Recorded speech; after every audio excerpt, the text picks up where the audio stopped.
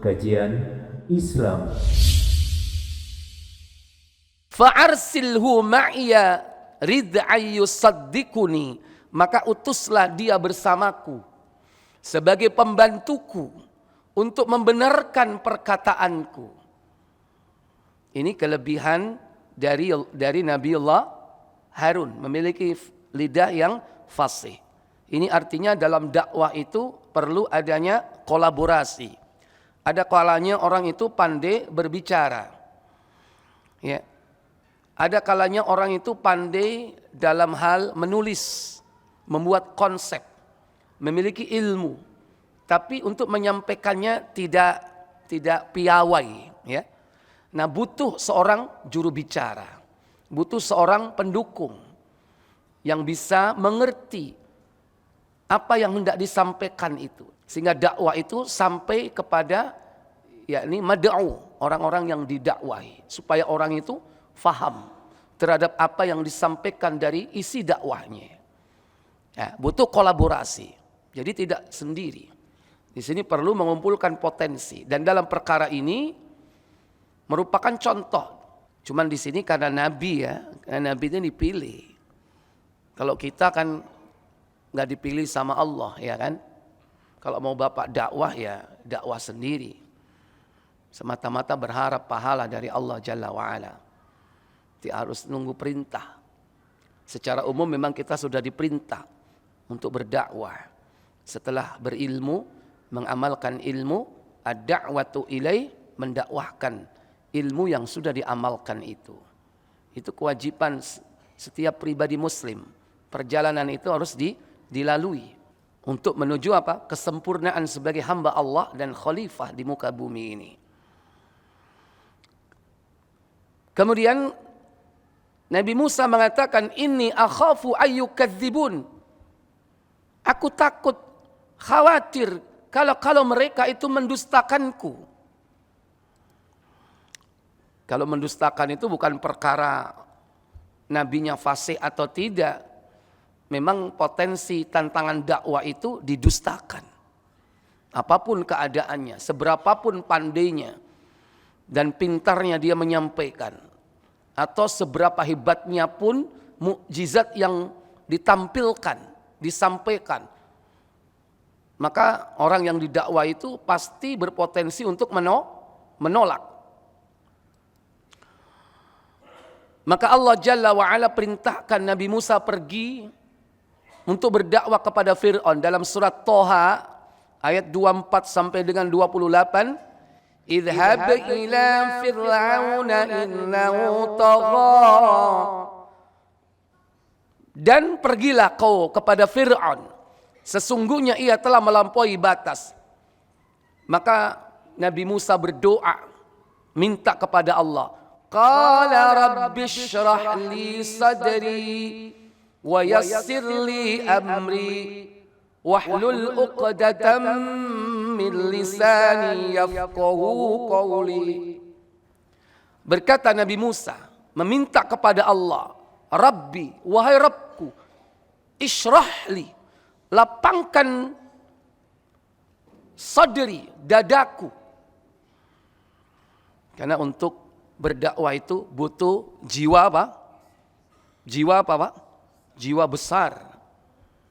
Ya, kiasan dari jiwa yang besar itu apa? Dilapangkan apanya? Dadanya. Itu dilapangkan secara fisik atau secara maknawi? Secara maknawi. Buat apa dadanya gede kalau kecil? Anunya apa? Nyalinya atau kecil jiwanya. Meskipun krempeng, ya kurus. Tidak kekar tapi jiwanya besar. Nah, butuh jiwa besar dalam berdakwah itu. Wa yassir li amri, dan mudahkan segala urusanku. Wahlul 'uqdatan min lisani, hilangkan kegagapan dalam lisanku, dalam lidahku. Yafqahu qawli, dan pahamkan orang terhadap perkataanku. Ternyata Nabi Musa ini gagap. Ya. Dikatakan dalam sebuah riwayat, dulu ketika bayi, Fir'aun itu pernah ditarik jenggotnya sama Musa waktu bayi. Kira-kira gimana Pak? Jenggot ditarik Pak. Halo? Sakit nggak? Ini menandakan Fir'aun itu juga jenggot. Makanya jenggot itu fitrah. Bapak ini kalau gak berjenggot padahal punya jenggot berarti kalah sama Fir'aun. Ya. Fir'aun itu tahu fitrah. Lihat itu, Sphinx, patung-patung di Mesir itu Fir'aun punya jenggot nggak? Dia tahu fitrah, walaupun mereka itu syirik, kufur, tapi fitrah. Itu berarti ada manfaatnya. Berarti itu manfaat yang universal ya. Ditarik itu jenggot Fir'aun. Wah, marah besar itu. Mau dibunuh. Itulah sebabnya dia mangkel dendam mau membunuh Musa. Saat itu ada Asia, jangan, kan dia masih bayi, nggak tahu.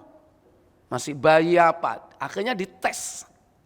Sama Fir'aun dikasih kurma sama bara api. Mana yang dipilih? Nabi Musa mau milih kurma, ditampel sama malaikat. Akhirnya ngambil apa? Ngambil bara api. Oh berarti ini anak nggak ngerti ini. Makanya Fir'aun nggak jadi bunuh. Nah bara api itu diambil di mut. Apa di mut itu Pak? Ya anak kecil lah gimana itu. Lihat benda yang menarik, ya kan? Bara itu menarik hati nggak? Ya panas. Tapi nggak tahu anak kecil panas apa enggak. Asal kelihatan merah menyala diambil, kemudian dimasukkan ke mulutnya sehingga lidahnya ini cacat. Makanya bicara Nabi Musa itu gagap karena masalah itu. Ikhwatal iman, makanya beliau minta kepada Allah Jalla wa'ala untuk menghilangkan kegagapan dalam dirinya. Dan Nabi itu minta sesuai dengan kebutuhan. Nggak minta supaya suaranya bagus, ya kan? Suaranya lantang, tidak, sesuai kebutuhan. Yang penting apa? Orang lain faham terhadap perkataannya. Para nabi itu mintanya proporsional, tidak berlebih-lebihan. Kalau kita kadang minta berlebih-lebihan, Pak. Ya kan? Pengen ganteng, udah ganteng pengen lebih ganteng. Makanya sampai dibisiki syaitan pergi ke salon. Ya kan? Laki-laki cuci muka, ya. Nah, ini ya. Ada laki-laki yang perawatan ada. Padahal udah ganteng, lagian udah laku kan, mau laku lagi kelihatannya. Ikhwatal iman, aizakumullah. Ya, minta kepada Allah sesuai dengan kebutuhan. Oleh karena itu, suatu hari ketika Aisyah mendengar orang mengatakan siapa yang diberi karunia terbaik, maka Aisyah radhiyallahu taala anha membaca ayat yang ke-53 dalam surah Maryam. Wa wahabna lahu min rahmatina akhahu Harun nabiyya.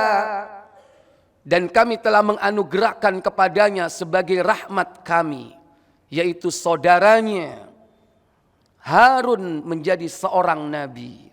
Harun ini menjadi seorang nabi atas permintaan siapa? Nabi Musa. Belum pernah loh ada sejarah dia jadi nabi minta yang lain jadi nabi. Ini kan karunia dari Allah, iya kan? Itu hak Allah.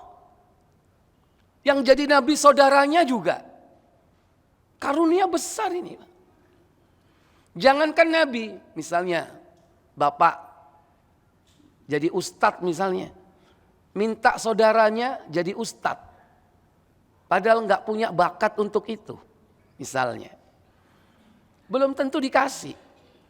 Kalau seandainya dikasih, ya mungkin itu bagian dari ujian Allah Jalla wa'ala. Mungkin Allah akan menganugerahkan kepada kita keutamaan. Tapi di balik itu ada tugas berat. Ya. Nah di sini Nabi Musa tahu akan dirinya, tahu akan kekurangannya. Merupakan alasan yang kuat meminta saudaranya Harun untuk menemaninya. menjadi nabi dan utusan Allah menghadapi manusia durjana yang saat itu sudah tidak asing lagi di dunia pada waktu itu. Orang top kekuasaannya yang sewenang-wenang dan penuh dengan kesombongan. Yang belum pernah ada manusia mengangkat dirinya dengan mengatakan ana rabbukumul a'la. Aku adalah Rabbmu yang maha tinggi. Kecuali Fir'aun.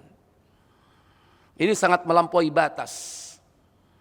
Pada ayat yang ke-35 surah Al-Qasas, Allah Jalla wa'ala berfirman, Qala sanashuddu adudaka bi akhika wa naj'alu lakuma sultanan fala yasiluna ilaykuma bi ayatina antuma wa man ittaba'akumal ghalibun.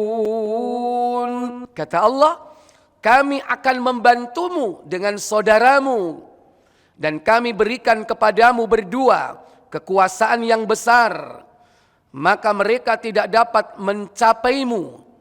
Maka berangkatlah kamu berdua dengan membawa mukjizat kami, kamu berdua dan orang-orang yang mengikuti kamulah yang akan menang.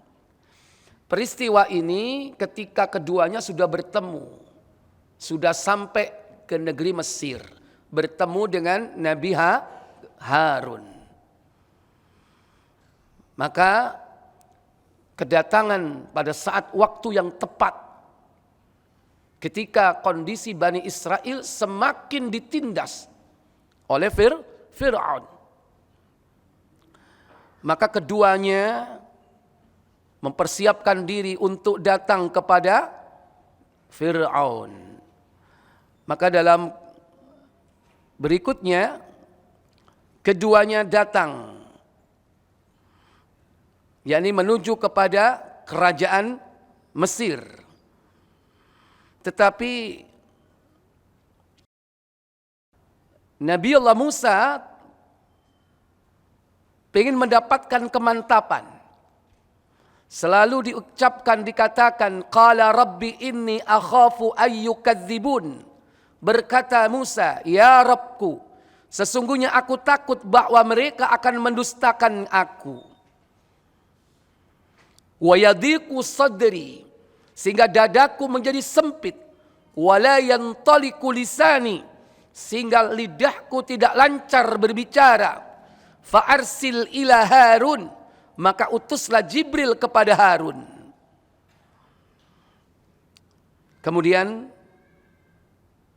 beliau pun mengatakan, walahum alayya dambun fa akhafu ayaktulun. Sementara aku adalah orang yang bersalah di hadapan Fir'aun, orang yang berdosa, telah membunuh kaumnya. Aku takut mereka membunuhku. Wajar nggak seperti itu? Ada kalanya dakwah itu kadang bukan berhadapan dengan orang yang akan didakwai, tapi juga mental kita. Ada mental block yang menghalangi kita untuk melakukan dakwah. Merasa dirinya rendah, merasa dirinya mungkin barangkali belum cukup. Padahal ukuran cukup berdakwah dan tidak cukup itu tergantung siapa yang didakwai. Kalau antum mendakwai para asatid ya mungkin belum pas ya. Tapi kalau mendakwai anak-anak kampung ya, remaja-remaja di tempatnya yang mungkin masih gak mau taklim, gak mau belajar agama. Nah itu barangkali jangan kita merasa berkecil hati. Jangan takut dengan keadaan diri kita yang mungkin barangkali belum pantas mungkin dipanggil seorang mubaligh atau seorang ustadz. Siapapun bisa berdakwah selagi apa yang telah diketahui tentang ilmu Allah dan sunnah Rasulnya itu difahami dengan benar, diamalkan. Apa yang sudah diilmui dan diamalkan itulah wajib disampaikan. seberapapun besarnya, tentu dengan lingkungan terbatas. Nah, kadang kita ini mau berdakwah, begitu kita menyampaikan sesuatu, kadang dia sudah membantah. Kamu ngajak orang, tuh lihat keluargamu kayak apa. Udah mulai Pak Don, Pak. Pernah digitukan Pak? Tuh lihat orang tuamu, adikmu, kakakmu. Padahal dia sudah mengajak kepada keluarganya. Tapi itu dijadikan sebagai apa? Senjata untuk mematahkan dakwah seseorang. Kadang ada yang gak masuk akal juga. Kamu aja masih melarat, masih miskin, mau ngajak-ngajak orang. Nah itu yang membuat kita down, patah arang. Jadi ada mental-mental blok yang menghalangi dakwah. Kadang secara intern dia sudah ada dalam diri kita. Kadang kita merasa rendah diri, inferior, atau mungkin juga faktor ekstern, yaitu orang-orang yang begitu keras menentangnya. Ikhwatal iman, aizakumullah. Nah, Nabiullah Musa ini merasa dirinya bersalah kepada orang yang mau didatangi, yang mau didakwahi. Sehingga disinilah butuh kekuatan, kesiapan untuk menghadapinya. Kemudian Allah tabaraka wa ta'ala berfirman, qala kalla fadhhaba biayatina inna ma'akum mustami'un. Kata Allah, janganlah kau takut. Mereka tidak akan pernah membunuhmu. Kalau Allah sudah mengatakan begitu, yakin ya? Mantap nggak? Berarti apapun makar yang dilakukan, pembunuhan dan percobaan pembunuhan yang akan dilakukan, nggak akan pernah bisa. Fadhhaba bi ayatina, maka pergilah kamu berdua, Musa dan Harun, membawa ayat-ayat kami, yaitu mukjizat. Apa tadi mukjizatnya? Allah memberikan dua. Pertama ya, berupa apa? Tongkat jadi ular, tangan mengeluarkan cahaya. Inna ma'akum mustami'un. Sesungguhnya kami bersamamu mendengarkan apa yang dikatakan mereka. Artinya apa? Berarti Allah betul-betul memantau secara ketat segala macam aktivitas Nabi Musa dan Harun ketika menghadapi Fir'aun. Tidak lengah sedikit pun. Dan karena memang begitulah Allah Jalla wa'ala. Disifati dengan As-Sami' Al-Alim. Yang maha mendengar, lagi maha mengetahui. Maka diperintahkan keduanya berdakwah kepada pembesar dan tokoh durjana yang kejam dan keras. Tapi Allah perintahkan keduanya berdakwah dengan cara yang lembut, bukan dengan kekerasan. Itulah cara yang harus ditempuh menghadapi orang sekeras Fir'aun. Dalam surah yakni Toha surah 20 pada ayat 43 dan 44. Idhaba ila fir'auna innahu tagha faqula lahu qawlan layyinan la'allahu yatadhakkaru aw yakhsha. Pergilah kamu berdua kepada Fir'aun, sesungguhnya dia amat melampaui batas. Faqula lahu, ucapkan kalian berdua kepadanya qaulan layyina, yaitu ucapan perkataan yang lembut.